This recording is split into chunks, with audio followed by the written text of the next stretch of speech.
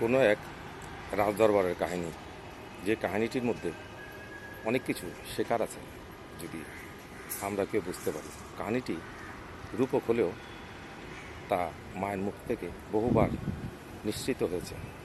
গল্পটা এমন, দরবারে রাজামশাই বসে রাজসভা পরিচালনার সময় তার হাতে একটা দড়ি ধরা অবস্থায় থাকে, আর দড়ির অন্য প্রান্তে বাঁধা থাকে একটা বাঁদর।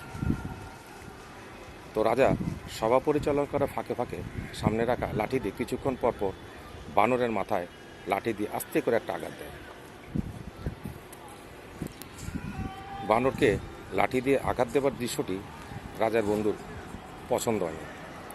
সভা শেষে রাজার বন্ধু বানরের মাথায় লাঠি দিয়ে আঘাত কেন দেয় তা জানতে চায়। রাজা তার বন্ধুটিকে বলে, বন্ধু, আগামীকাল সভা শুরু হওয়ার আগেই তুই রাজদরবারে আসবি, কথাটা কিন্তু মনে রাখিস, অবশ্যই আসবি। বন্ধুটি যথারীতি রাজসভা শুরু হওয়ার আগেই রাজদরবারে হাজির। সভা চলার সময় রাজা আজ বানরটিকে লাঠি দিয়ে আঘাত করছে না। সভা চলছে, বন্ধুটির চোখ রাজা আর বানরটির দিকে। না, আজ রাজা বানরের মাথায় কোনোরূপ লাঠির ব্যবহার করছে না।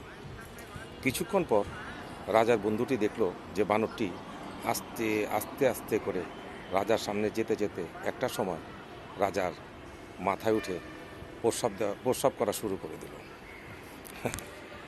সভা শেষে রাজা তার বন্ধুটিকে বলল, কিরে বন্ধু, কিছু বুঝতে পারলি?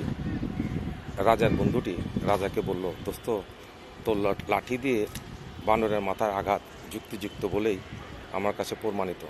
তুই যা করতি তা ঠিকই ছিল। যা বন্ধু, যা, তোর কৌশলে তুই চালিয়ে যা। সবাই ভালো থাকবেন, গল্পটা বোঝার চেষ্টা করবেন। আসসালামু আলাইকুম।